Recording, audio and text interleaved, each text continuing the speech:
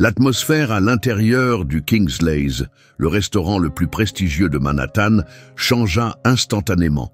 C'était comme si un rideau de silence était tombé, épais et lourd. Les conversations s'interrompirent en plein milieu. Les fourchettes restèrent suspendues en l'air et tous les regards se tournèrent vers l'étroit passage entre deux tables.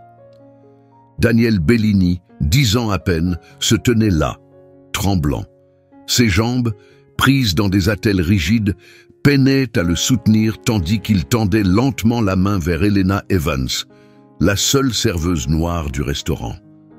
Un pianiste venait tout juste de commencer une mélodie douce et sans réfléchir, Daniel avait tendu la main, voulant danser.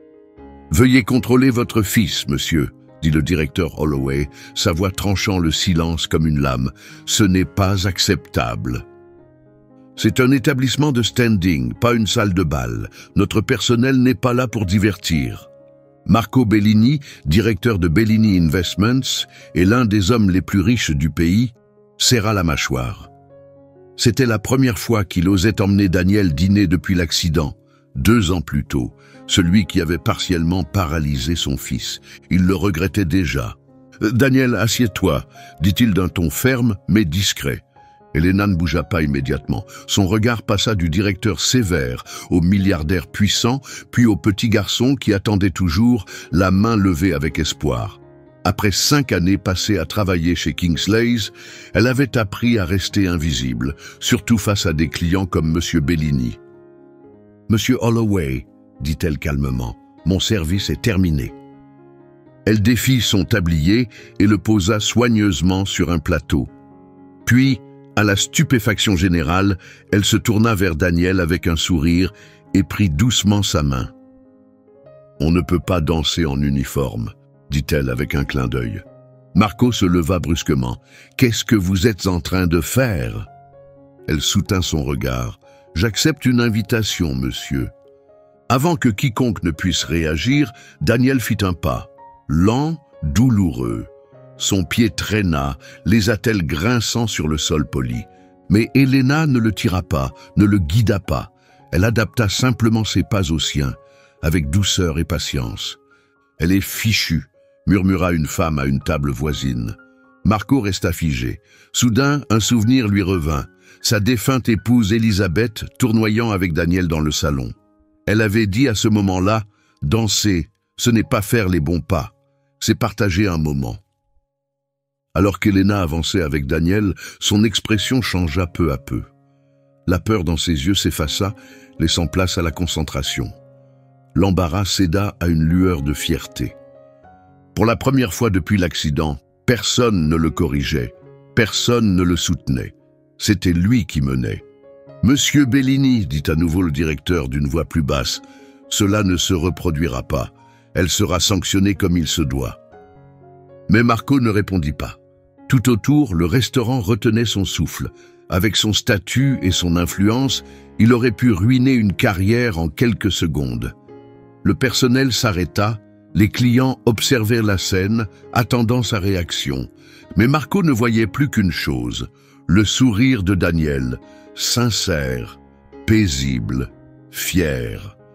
Elena ramena doucement le garçon à leur table après quelques pas lents. « Merci pour l'invitation », dit-elle doucement, comme si elle s'adressait à un égal. Ce fut un plaisir. Elle s'apprêtait à partir quand Marco l'appela. « Attendez !» Sa voix avait changé, même pour lui. « Quel est votre nom complet ?»« Elena Evans », répondit-elle. Il acquiesça lentement, répétant son nom comme pour l'ancrer dans sa mémoire. Il glissa la main dans sa veste, sortit une carte et la lui tendit. « Mon bureau, 10 heures, demain matin. » Personne ne bougea. Le restaurant sembla se figer à nouveau. Elena accepta la carte d'un geste assuré, bien que ses doigts tremblassent légèrement. Elle se retourna et s'éloigna. « Papa ?» demanda doucement Daniel en la regardant partir. « C'est toi qui viens de faire ça ?» La question resta suspendue dans l'air, presque comme un défi. Marco regarda son fils, et pour une fois, il ne vit pas seulement un enfant laissé à sa charge par Elisabeth. Il vit un jeune garçon, avec ses pensées, ses rêves et un courage qu'il avait ignoré bien trop longtemps. Le repas continua dans un malaise général et personne ne remarqua qu'Elena se retournait, pas par peur, pas par défaite, mais avec la force calme de quelqu'un qui sait qui il est et qui n'a rien à se faire pardonner. Pendant ce temps, dans les yeux de Marco Bellini, une tempête silencieuse commençait à se former. Si cette histoire de dignité et de changement inattendu vous touche déjà, souvenez-vous de suivre le parcours. Un seul acte de bonté peut déclencher toute une chaîne de transformation. Le lendemain matin, la Bellini Tower brillait sous la lumière du jour naissant, ses façades de verre et de marbre captant chaque rayon de soleil. Elena Evans entra dans le hall, avec l'impression de ne pas être à sa place. Elle portait ses plus beaux vêtements, une jupe bleu marine et un chemisier blanc acheté en solde. Les gens qui la croisaient avaient l'air impeccable, vêtus de tenues qui coûtaient probablement plus que son salaire mensuel. « Je suis ici pour voir Monsieur Bellini », dit-elle à la réceptionniste, qui la fixa longuement, d'un air froid, avant de décrocher le téléphone. « 18e étage. Mademoiselle Sterling va vous accueillir. » Dans l'ascenseur, Elena serra son sac usé contre sa poitrine et prit une profonde inspiration. Ce qu'elle ressentait n'était pas de la peur, mais une résolution calme et solide, forgée par des années bien plus dures que celle-ci. Mademoiselle Sterling, une femme élégante d'une quarantaine d'années, au regard perçant et au maintien rigide, accueillit Elena sans sourire. « Monsieur Bellini est en ligne. Suivez-moi. » Alors qu'Elena avançait dans les couloirs brillants bordés de miroirs, elle sentait les regards des employés. Une femme noire conduite vers la suite exécutive, ce n'était pas courant. Et cela se voyait dans leurs yeux. « Il vous a renvoyé, non ?» demanda soudain Sterling, une fois seule dans un salon tranquille. « Ça arrive », répondit Elena. Sterling ne se radoucit pas. Quand les clients importants se plaignent, ce sont les gens comme vous qui perdent leur emploi. « Les gens comme moi ?» demanda Elena, levant un sourcil. « Vous voyez ce que je veux dire ?» Sterling ajusta ses lunettes avec froideur. « Ceux qui oublient leur place. » Elena esquissa un léger sourire, sans chaleur. « Et où devrais-je me rappeler de rester ?» Avant que Sterling ne réponde, son téléphone sonna. « Il va vous recevoir. » Le bureau de Marco Bellini occupait la moitié de l'étage, vaste et intimidant. De grandes baies vitrées encadraient la ville, comme si Manhattan faisait partie de son domaine privé. Il se tenait debout, de dos, regardant l'horizon. « Monsieur Bellini », dit Elena d'un ton poli et professionnel. Il se retourna lentement, le visage impassible. « Mademoiselle Evans, merci d'être venue. » Il désigna un fauteuil. « Asseyez-vous, je vous en prie. » Un silence s'installa ensuite, pas par accident, mais intentionnellement.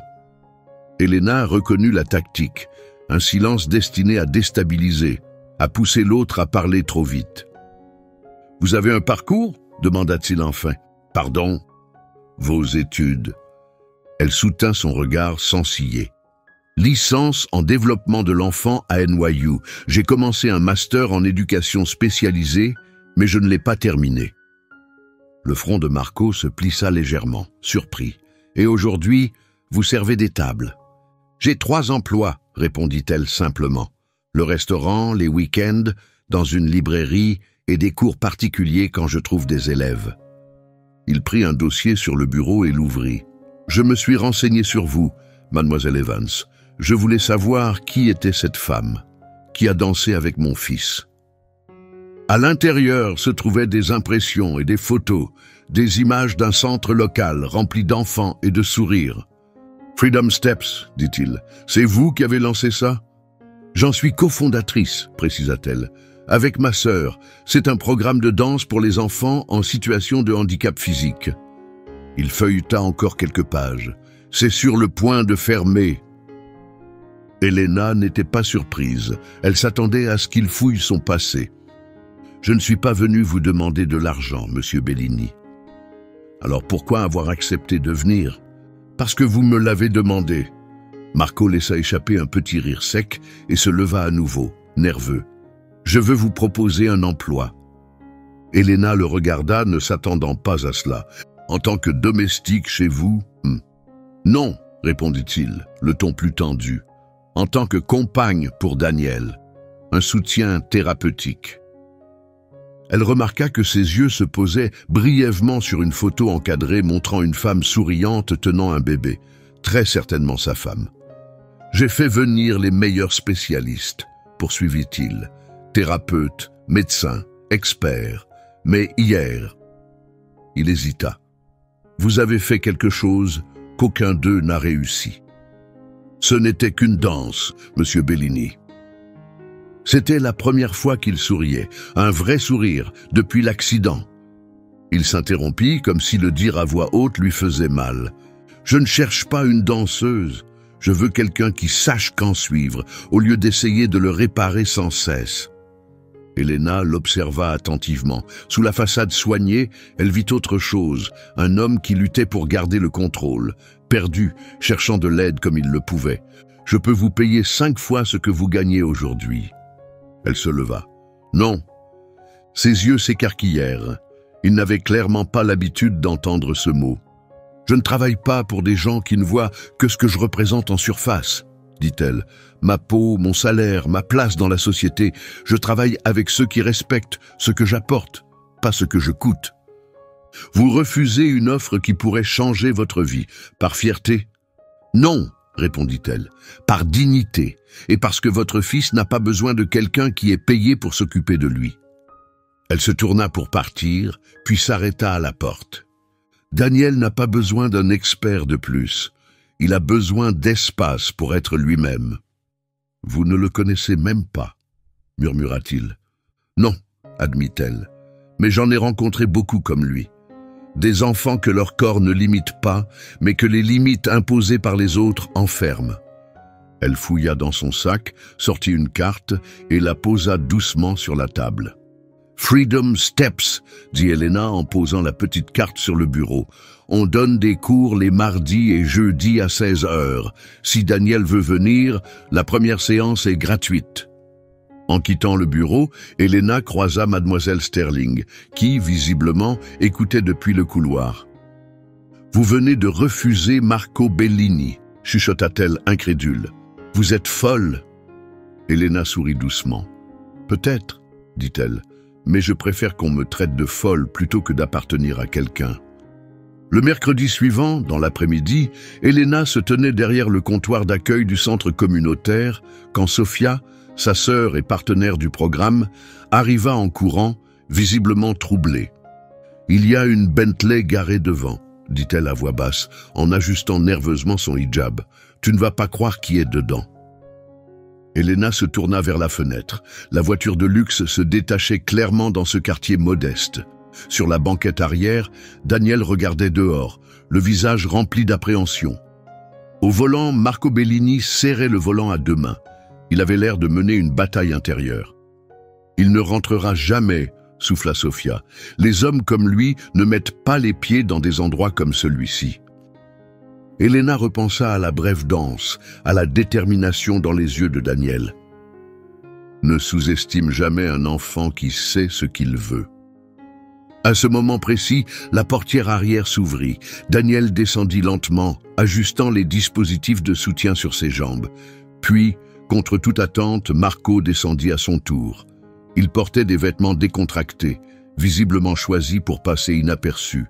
Mais sur lui, il respirait toujours la richesse. « Je t'avais dit qu'il viendrait », murmura Elena avec un léger sourire. Sofia la fixa. « Qu'est-ce que tu lui as fait ?» Elena ne répondit pas, mais son regard brillait de quelque chose. Une lumière que même sa sœur ne comprenait pas entièrement. Chez elle, sous son lit, se trouvait un carnet usé. Ses pages étaient remplies de notes manuscrites accumulées pendant des années.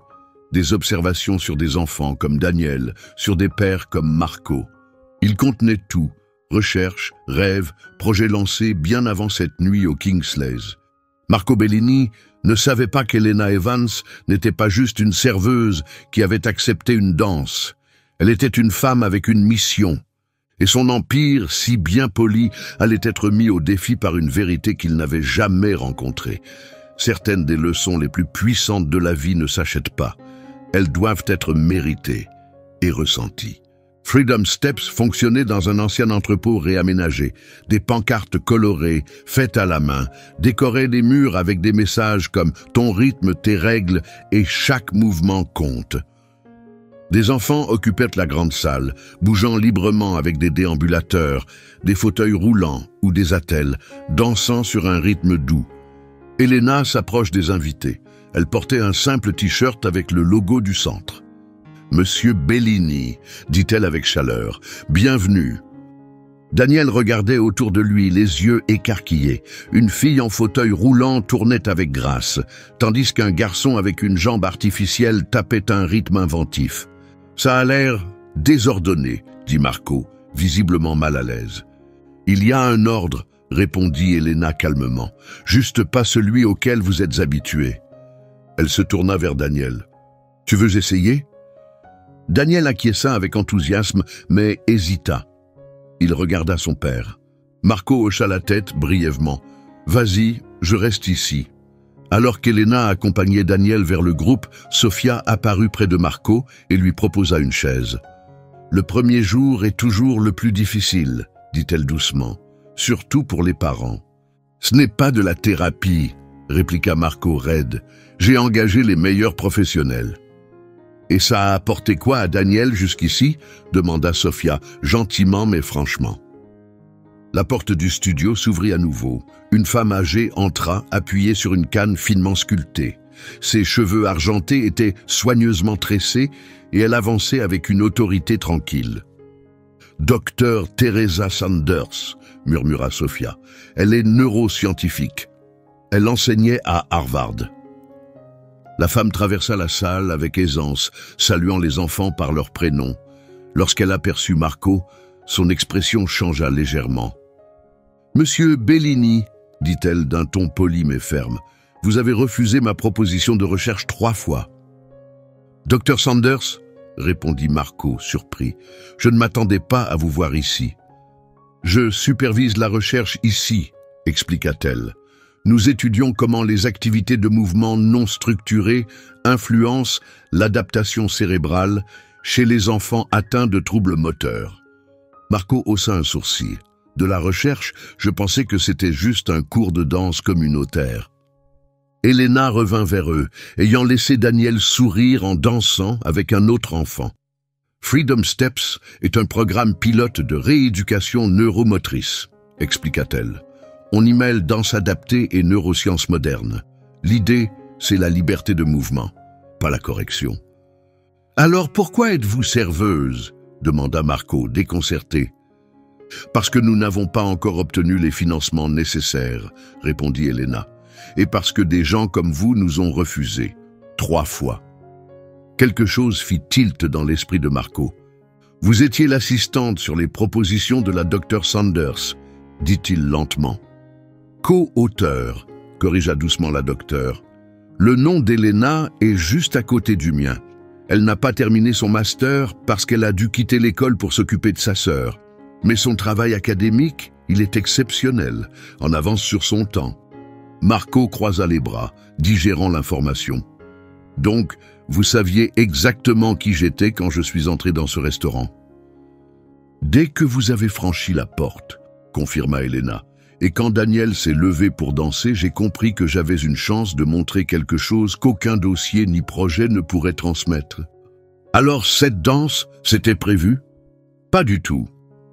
C'est Daniel qui a décidé de bouger. Moi, j'ai juste décidé de le suivre. À ce moment-là, un groupe de journalistes entra dans le studio. Marco se raidit immédiatement. « Que se passe-t-il » Elena esquissa un petit sourire maîtrisé. Phase 2. Sofia lui tendit un article imprimé.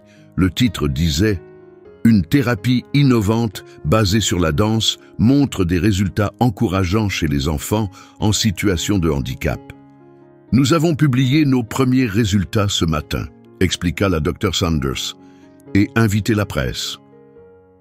Vous avez utilisé mon fils pour attirer les médias? La voix de Marco était devenue froide et tranchante. Elena l'emmena dans une salle plus calme. Les murs étaient couverts de photos, des dizaines d'enfants souriants, en mouvement, en progrès.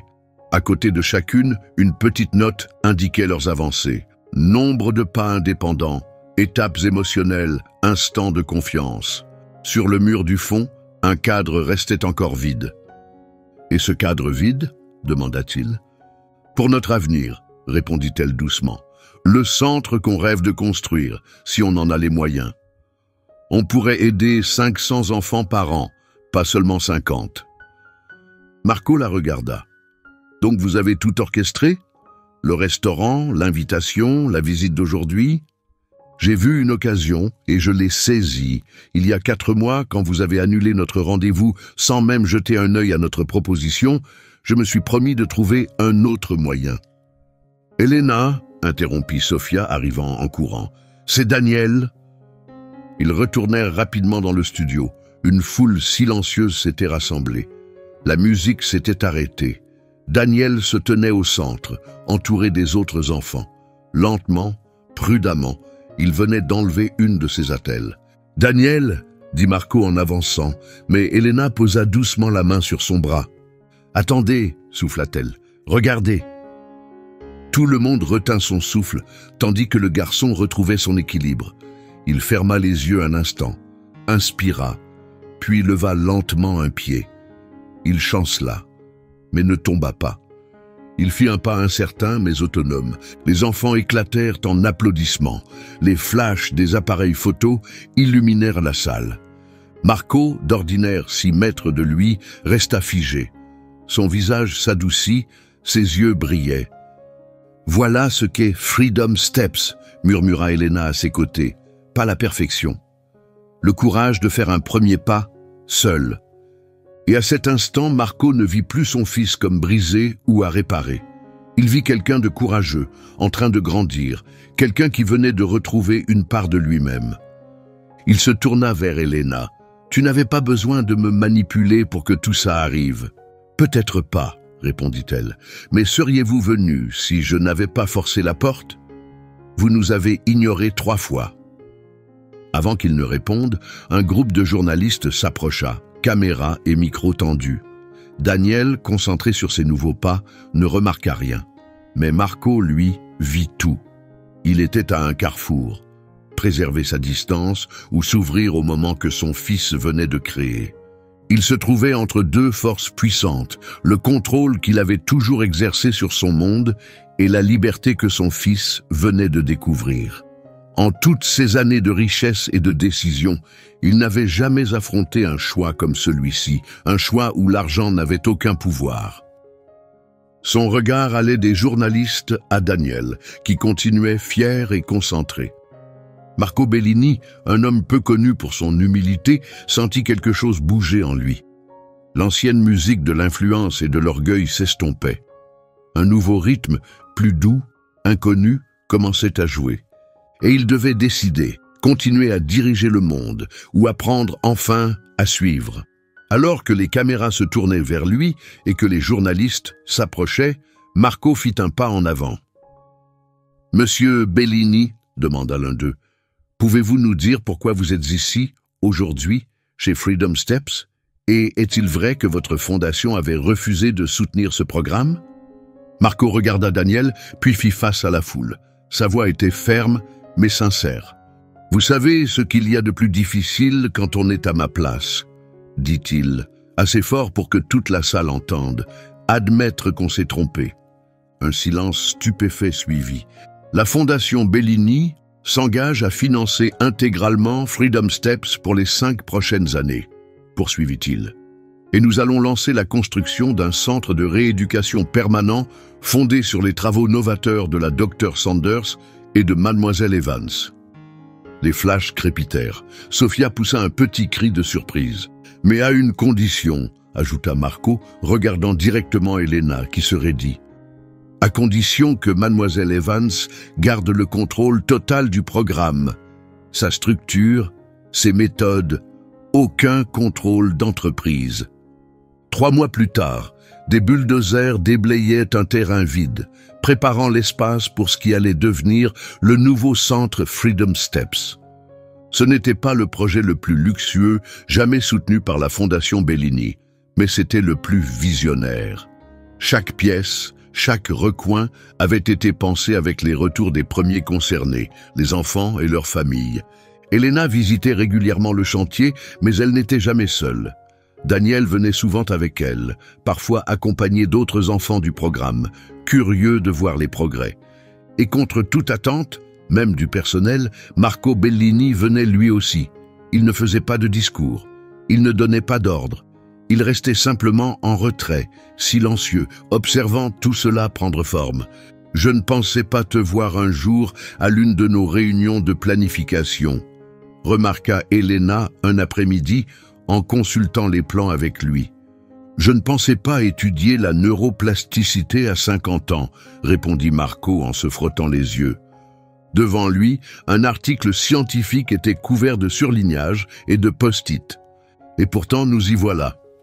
Elena le regarda attentivement. « Tu fais tout ça pour réparer le passé? Ou tu y crois vraiment, maintenant ?» Daniel a demandé à arrêter d'utiliser sa deuxième attelle la semaine dernière. « Je sais, répondit-elle doucement. Il me l'a dit. Sa thérapeute disait que ce ne serait pas possible avant au moins 2 ans. Et pourtant, tu l'as renvoyée, lui rappela Elena. C'est toi qui m'as dit qu'elle avait tort, dit-il. Elle avait tort, confirma Elena, en montrant une photo de Daniel tenant en équilibre sur une seule béquille. Il va bien mieux que tout ce qu'ils avaient prévu. Marco baissa les yeux un instant, puis demanda « Pourquoi n'as-tu jamais accepté mes excuses ?»« Parce que tu ne t'es jamais excusé, » répondit-elle sans hésiter. « Tu as changé de comportement. Tu as financé notre programme. Tu nous as donné de l'espace. Mais ce n'est pas une excuse, c'est une réparation. » Marco inspira lentement. « C'est juste. » 6 mois plus tard, l'inauguration du nouveau centre Freedom Steps ne pouvait pas être plus différente de cette nuit tendue au restaurant. Le grand studio adapté vibrait de joie. Des enfants de toute capacité bougeaient librement, dansaient, riaient à leur propre rythme. Au centre de la grande salle, Daniel, ne portant plus qu'une attelle légère, menait une chorégraphie avec 3 autres enfants. Ses mouvements étaient prudents mais assurés, plein de fierté et d'expression. Depuis un coin tranquille, Marco observait sans intervenir. « Il n'a plus besoin que tu le soutiennes », dit doucement Elena à ses côtés. « Non », répondit Marco, les yeux toujours fixés sur son fils. « Mais il a encore besoin que je sois là, près de lui. »« C'est différent », répondit-elle.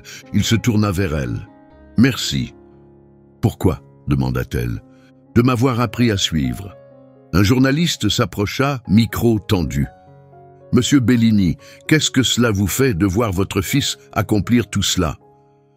Marco regarda Daniel, qui aidait maintenant un autre enfant à garder l'équilibre. « De la fierté, dit-il, pas seulement pour ce qu'il a surmonté, mais pour l'espace qu'il a contribué à créer pour les autres. Et quelle est la leçon la plus puissante que vous avez apprise à travers tout cela ?» Marco prit une pause, puis regarda la caméra en face. « Le vrai leadership, dit-il, ce n'est pas diriger les gens là où vous pensez qu'ils doivent aller. C'est avoir le courage de suivre quand quelqu'un vous montre un meilleur chemin. » 1 an plus tard, Freedom Steps s'était étendu à 3 autres villes. Elena reçut un prix national pour l'innovation en rééducation pédiatrique et ses techniques commencèrent à se diffuser dans les hôpitaux et centres spécialisés à travers le pays. Daniel, n'ayant besoin d'une canne que les jours les plus difficiles, retourna à l'école classique. Il devint ambassadeur jeunesse du programme, partageant son histoire et encourageant d'autres enfants à trouver leur propre rythme. Et Marco Bellini, autrefois un homme qui mesurait la valeur en profits et en contrôle, comprit enfin quelque chose de plus profond, que la véritable force ne vient pas de tout contrôler, mais de savoir quand il est temps de se retirer et de laisser les autres guider. Dans un monde où les puissants changent rarement et où les voix silencieuses passent inaperçues, l'histoire d'Elena, Marco et Daniel nous rappelle ce qu'est une vraie transformation. Quand un milliardaire apprend d'une serveuse, quand un père choisit de suivre les pas de son fils, si cette histoire vous a touché, n'oubliez pas de vous abonner et de rester avec nous, car les révolutions les plus profondes ne commencent ni par le pouvoir, ni par l'argent. Elle commence par un simple pas en avant, et quelqu'un d'assez sage pour le suivre.